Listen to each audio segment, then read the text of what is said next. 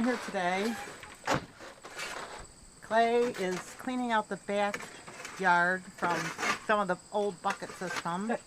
I'm gonna have to look at the plywood in the bottom of my wagon. You gotta get build a new car. Gotta put new wood in it. But it's not like it hasn't been done before. So he's cleaning around the greenhouse. Remember, we had a lot of extra messes because of Clay's surgery. We're talking about hopefully getting to build a rabbit fence together. And I don't know how much together, because usually Clay does most of that. But you got your own work to do. I know, we both have things to do. And I'll be back later, probably with another video after a while, and I'll show you what I'm working on inside. I'm just trying to get this wagon cleaned out so I can move that wire.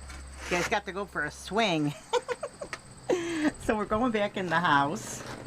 Oh my goodness, guys. Everything is crazy because we have been working dishes and stuff on getting this food out. We have tomatoes and cucumbers and green beans and peaches, everything at once. And there's only 2 of us, so it gets crazy. But I'm making a salad, and I want to talk to you about my salad too, because a lot of times what we'll do is we'll experiment a little bit when we cook to make new recipes, and I encourage you to do that too. I've gotten here cucumbers, peppers, onions, some salad dressing, some peaches and apples even, to kind of, just spruce things up so we're not always eating the same thing. And we love vegetables, so that makes it good. And so I'm still working on this. I actually think I'm going to add some Taco Bell hot sauce, just a spritz, to give it some taste. And but what I really wanted to talk to you about today, before I get into more of what's going on with us today, which will probably be in another video, is I know that school is starting, and I know that some of you homeschool and some of you don't, and just a couple thoughts for you guys. Number one is, this is the time of the year that all the food is out and harvest and everything, and people eat different today. Years ago, 80% of the people were farmers, and they ate more, and they didn't take vitamins and all those things because their food was like less than 24 hours old. They pick it and eat it, which is kind of a little bit of what we're doing, but our food is probably a few days older than that because we didn't pick these fruits and vegetables. But because of that, their vitamins, and they were healthier in the fact that they could immediately get all their vitamins and everything. Now when you go to the grocery store, most of your food is over 24 hours old. But it's important for your kids to eat right. And also, years ago, they worked harder. So they ate more, they were leaner because they worked hard, they didn't sit around and watch TV, they didn't have the gadgets, so they ate a lot, which meant they got more fruits and vegetables in their system and all that type of thing. So that's something to consider this time of the year, to make sure your family has a balanced diet with school and everything starting. Also, years ago, they didn't have choices. If cucumbers were in season, they would, yes, they canned and did all that, but they pretty much tried to use up that big harvest all at once. So they would eat tons and tons of cukes, or tons and tons of zucchini or corn or whatever was in season. So now if your kid doesn't like broccoli, you just pull out something else and they don't have to eat broccoli. So these are things to think about when you're doing your family and getting them all, figuring out what they're having. Meal planning is important. And yes, when your kids go to school and stuff, they want to eat things that they like and their friends like. They don't want to eat strange things or odd things. I mean, you got to remember, they're kids. And sometimes, even if your kid all they'll eat is peanut butter and jelly, at least they're getting something. But for the most part, try to, if you can, balance their diet. Try a couple different little things to see if you can get them to eat some different things. And sometimes, like Clay taught me this, spices are great. And sometimes if there's something you don't like, a lot of times if you just change it up with spices, that's all you need to do. And there's some vitamins that you need to be aware of as a family planner of meals for your home, whether you're a man or a woman. A man usually provides the finances. The woman a lot of times will do the cooking, but it all depends. But you need vitamin A for your eyes. Vitamin D helps with your stomach, and it also helps this time of the year if people have like that thing with the sun where they can't take not being in the sun, and you can get supplements for that. I have known people that have had to have supplements of vitamin D because they just get so depressed at this time of the year. Vitamin C helps your joints and your energy, so it's important to eat a lot of citrus, which that's a plus in this world because we can get citrus up in the Northeast, which doesn't grow oranges and things like that. And I think it's important to teach your children about vitamins. You know, sit down in front of the YouTubes, let them watch YouTubes on vitamin A and C, and that will, you know, give them the desire to eat right, because exposure usually creates desire. So if you show them videos on foods, that will make them think, gee, Mommy, why don't you buy some apples? And also drink lots of water and versus the sodas and things like that. Anything you want to add now? You hear me talking about vitamins and eating good? Yes. My belief is that all these preservatives in the food are not letting you lose the weight you need to. I think it keeps the weight on you, and the frozen pizzas, going out to fast food That would make restaurants and that. You just keep packing it on and you're not losing it. When you're eating your own vegetables and your own things, you're eating fresh, you're not getting all the preservatives, and I think it helps a lot. I think that's true. Somebody said, like, if somebody dies, it's like with all the preservatives, Well, they might last longer than years Everybody ago. wants to go organics. Well, they are all, just because it says organic doesn't mean that it's 100% Well, it's just like we raised talked about without any gluten, pesticides or anything. like gluten-free. Yeah, clay. gluten-free. Gluten comes from wheat. Anything that doesn't have wheat in it is gluten-free. Your You don't soda. Is your soda gluten-free? Yeah, there's no wheat in soda. How about your apples? Are they gluten-free? They will put gluten-free on it for the public to fall for it. Right. So if you eat food, like my sister taught me this one time, eat food the closest way that God made it. And, you know, whether it's butter, I mean, think about the old-time farmers. They ate food the closest way God God made it. I mean, think of that when preparing your meals for your family. You know, and I'll tell you something else. People pay all kinds of money for diets. Do you know that if you went to the government site, I think it's called Brown Plate, it actually has the portions and the right amount of food you're supposed to eat and stuff. So you don't have to pay for everything. Sometimes you just got to be smart, and like in sales they say, KISS, keep it simple, stupid. Now, the other thing I want to address today, since it's right before school, is homeschooling versus private school versus public school. Now, I'm sure that oops, there goes the lawn tractor. Clay's going to go back in the back for more. You can see him out there getting that lawnmower going. I still got to take down the shutter curtains. They aren't right. You don't bet. So I got to change the curtains. But anyway, homeschooling versus public school versus private school, and also these are just some thoughts for you. All right. First of all, my personal belief, and I sent my son to private school, public school, and he homeschooled. Myself, when I grew up, I went to public school and private school. I had some siblings that did, before it became homeschooling, they used to call it correspondence school. So my schooling history is kind of weird because I grew up, when I was a kid, I went to public school, then my parents moved to a Bible college and were on staff, so some of my siblings, which I did not at that time, went to the school there, and then we went back to public school, and some of my siblings didn't like it, so we went to private school. Some of my siblings didn't like that, so they homeschooled, and some of us stayed both. But here's how I feel about it. Each year you should pray about where your kid should go. And that's what I did with my son.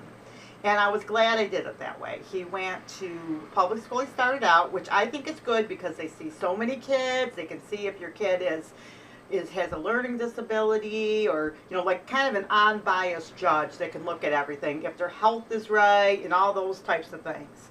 My kid was, you know, normal Joe. He liked it. But when we moved in first grade, he absolutely hated school and would refuse to go.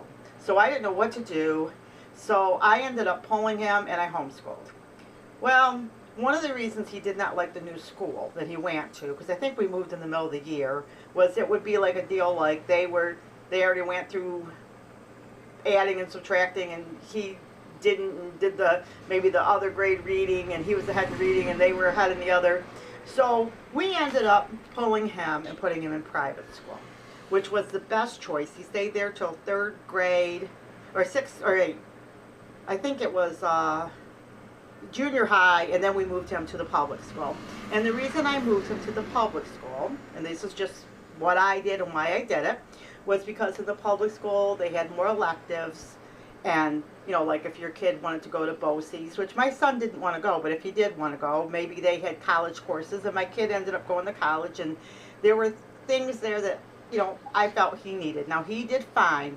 And so here I go with that. My kid was just, I always say I never deserved my child, because he's one of those kids that's just always good. I never had any problems with him, and it's not like my family's perfect, because that was just my son. He's just really mellow, and he's just a good kid, and it's just him. But not everybody's that way. You know, it doesn't mean your kid's a terrible kid. Sometimes I used to teach Sunday school, and I've also worked in a private school. Some kids aren't naughty because they're necessarily bad. It's that they're bored, or maybe, you know, they're smarter than the average Joe, or you know, maybe they just have a wild side. No judgment. Kids are kids, and they all just learn. And if your kid does not like or doing well or having struggles, that's where you start to make changes. I'm not saying that you have to only change at that time, but I'm saying if you find yourself up against a wall, like I was when my son was in first grade, like what do I do? You know, that's where you can start to pray and make your changes. So I'm sharing that to say I don't think there's any right, wrong, whatever, where your kid should go. I think you need to seek God, pray about it, and do what's best for the child. Because the Bible says, train up a child in the way that he should go. Every child is different. Doesn't mean one kid is perfect and one kid is terrible. Just means different kids. Some kids, like example, here's a story I love in a homeschool book. I read this one time. The kid's like, I do terrible in school, I never do good, but I can fix a whole truck and things like that. Well, that child might be better off as a homeschool child or a private school kid, and that they work with that child and get that child, because that kid may be wired to build spaceships, and now you're tying them into only the kids that do good in book learning. I mean, I was a book learner. I went to school, my parents changed me 2 months before the end of the school year. And I didn't know anything the kids studied. All I had to do at that time, I was in 9th grade, all I had to do was study the book. And if you passed the Regents, you passed the year. And that's what I did. I mean, I think I was failing math, which is a hard subject, because I had never taken any of the math. So I read the book, studied it for like a week or so, passed the Regents, passed the year. So that was the old rule. So I was a book learner. Some people are hands-on. So like I said, it's a very individual thing. And, you know, it's just like your own home. You do what's best for your family. Like my mom says, listen politely and go home and do what you want. People will have all kinds of opinions about what you should do. But God, out of all the children in the world, they gave you those kids. Now, the final thing I'm going to share is this. Why you may want to consider, now I'm not saying this is things you have to do, this is just thoughts to help you in the beginning of the school year.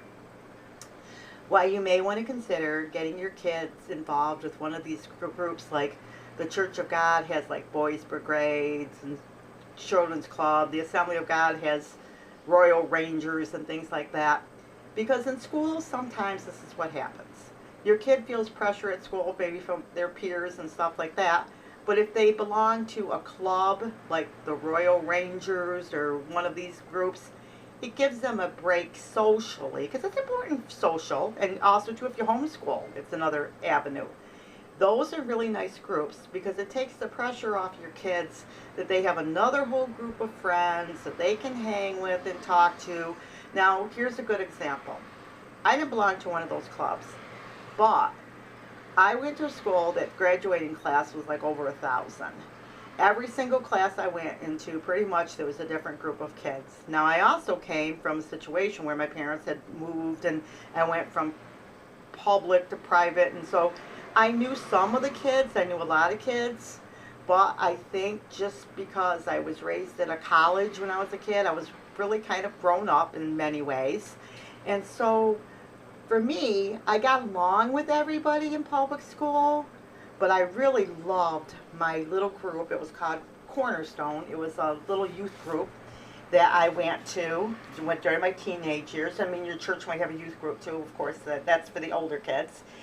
And we would actually cry if we couldn't go. My sister Zeddy used to pray it wouldn't snow every weekend so that we could go, because we had somebody that picked us up. And it was really nice because it gave us a group of friends that didn't go to our school, that we could hang out with, we could talk to, and it wasn't all about high school, high school, high school. We had different friends. Sometimes we hung out with those kids more. Sometimes we hung out with our school buddies more. But for the most part, I found in my personal life, the friends that I made in that youth group ended up being lifetime friends. And even the friends I made at the Bible college, you know, and things like that.